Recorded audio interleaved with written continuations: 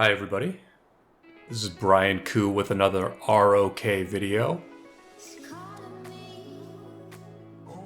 And we are still going at it in a 2 versus 6 Strife of the 8 KvK. Ourselves and one ally against the other 6 camps on the map.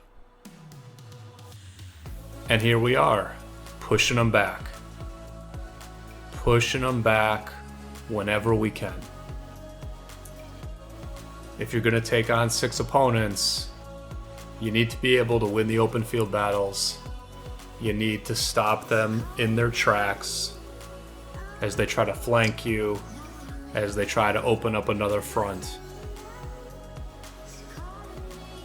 We're fighting against Kingdom 1651 in this video.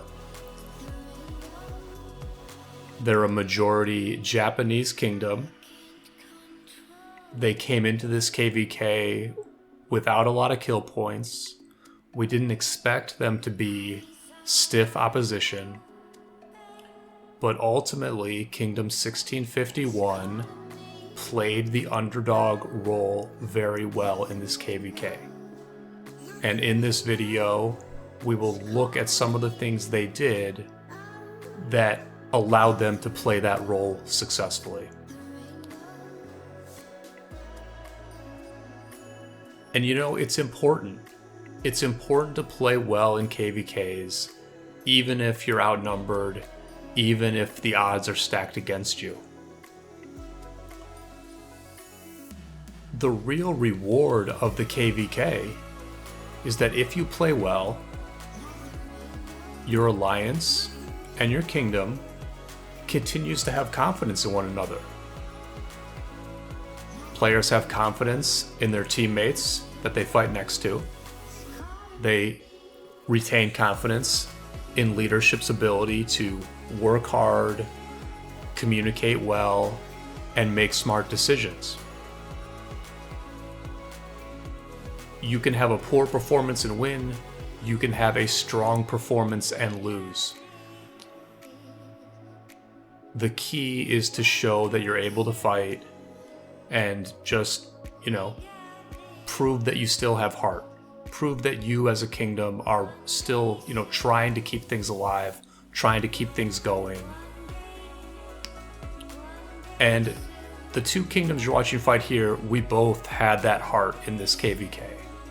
And that's what made 1651 one of our more interesting opponents to go against. And from what I saw, I think they're a kingdom that will stay together in the future and probably pick up some lost kingdom wins.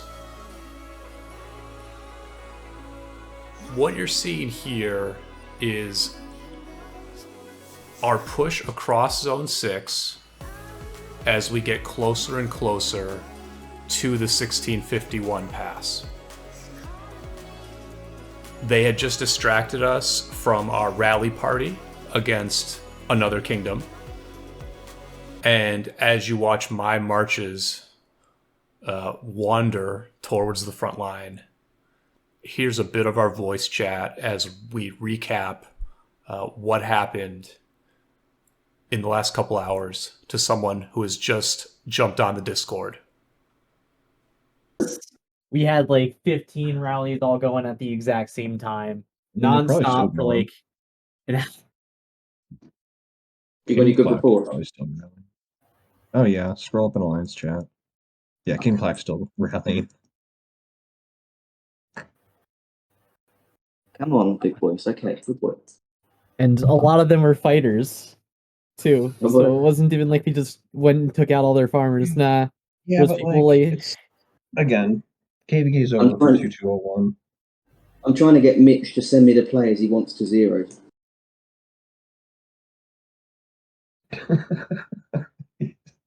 Mitch will probably link you like 4 or 5.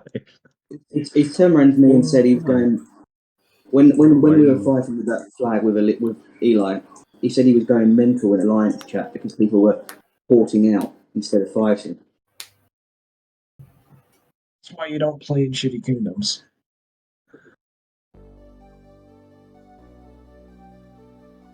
So what did 651 do well as an underdog opponent? First of all, they had good, not great, open field numbers, which is a prerequisite to accomplish anything in this game. What they also did is they understood when they had a temporary advantage, and they pushed those situations. Which is exactly what you're seeing here. This was our last flag to be built before we could connect to their level 5 pass. They had a lot of cities close to their pass, whereas we were a bit slow to mobilize. You know, you saw my marches walking across the map to this fight rather than teleporting nearby. I can't remember why I did it that way, but the war goes on for a long time and you get mentally drained sometimes, and it takes a while for people to adjust to the new location of the key battle taking place. And so we were slow we put this flag up, but we were slow to mobilize. 1651 took control of the field. And, you know, this is what a good kingdom does. If these were a bunch of solo players without organization, they would not have all gotten to this flag. They would not have seen this as an opportunity for a good trade. You need leaders to put markers down. You need leaders to motivate and say, hey, we're all going to this spot. Let's rally this flag. Let's take control of the open field. Let's see what we can do. And so it's a timing thing in many cases. You tell people when an action is going to take place, and players show up, and you give yourself a nice situation. We had to push into their murder ball here. Their rally was coming, and we had absolutely no choice but to fight right into their murder ball and try to clear a path for some reinforcements. I remember us even saying before we moved in, this is going to hurt, but we have to do it. And really the only mistake 1651 made was using an XY-Nevsky rally here. If they had used Attila-Nevsky, it would have been a totally different story. But as it was, we were able to swarm that rally down, and even though they held the field, we were able to stop the rally. But you can see how hairy it is. My hospital was 45k troops away from filling up. And if that fight had gone a little bit worse, I would have taken some open field deaths. For those of you, by the way, who would like to see me take deads, who would like to see me make a fool of myself, you know, just relax, wait a few videos, and you'll see me making plenty of dumb mistakes in that regard, believe me.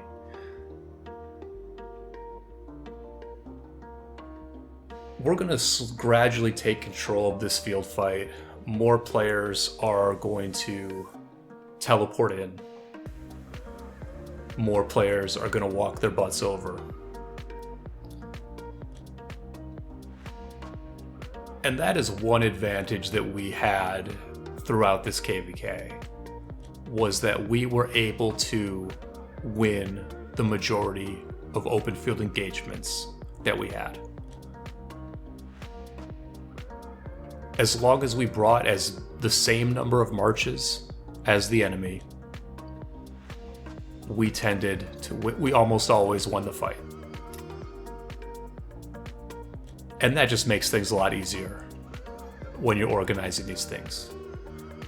The algorithm is a lot simpler when all you have to do is bring the same numbers as the enemy.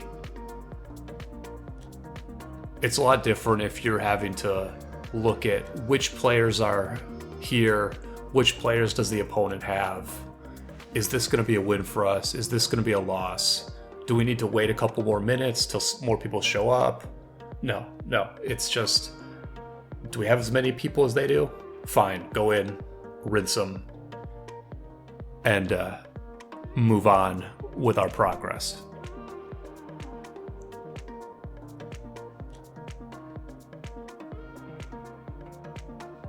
You'll see that we do push the enemy back here. They would launch another counteroffensive that did work pretty well. There were still a number of things going on at this point. We were not even able to get good garrison captains in place every time. There's another XY-Nevsky rally coming now, and we have no garrison in place at all. It's right about now that we realize this. Myself and Adinavo head to the rally to swarm it down. Addy has an Amonitory, which he can just throw into the garrison. One of the nice benefits of that archer pair that can pretty much do it all, except rally, I guess.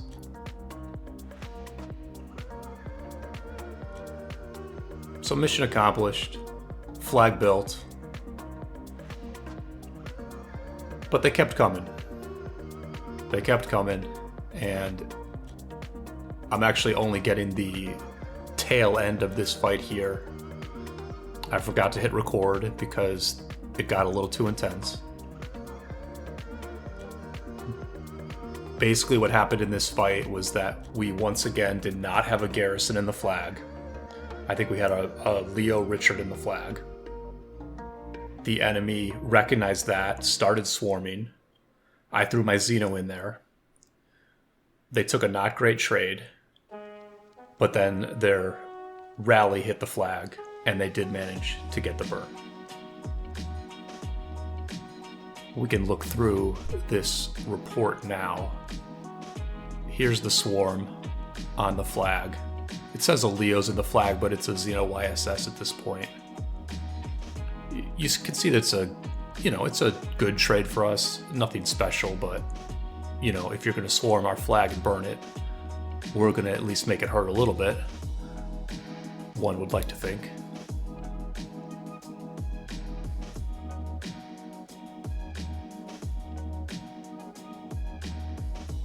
And a lot of very random enemy marches swarming this thing. Plenty of Mulans, plenty of Jones. There's the rally. There's the rally that hit sort of at the tail end of the swarm. And you see they do get a nice hit on us. And do manage to burn this flag. And this is what 651 did, right? They just, they scheduled pushes. They had a good number of people show up for their pushes. And, they just kept kind of poking at us and seeing where the holes are. And that's what you do. Schedule things, set markers, and give your team an opportunity to have success. That strategy works until it doesn't. And in the next video, you will see us attacking the 1651 pass. They put up a very strong defense. It ends up being a 90-minute long rally on that pass, and it was the most consequential engagement of the war up to that point.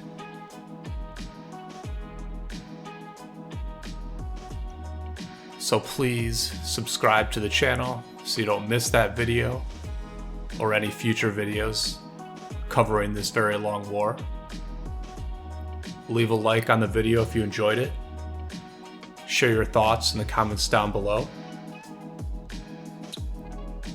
I'm going to do my best to be a little quicker with these videos. I still have a lot of the story left to tell. And until next time, I will see you all on the flip side.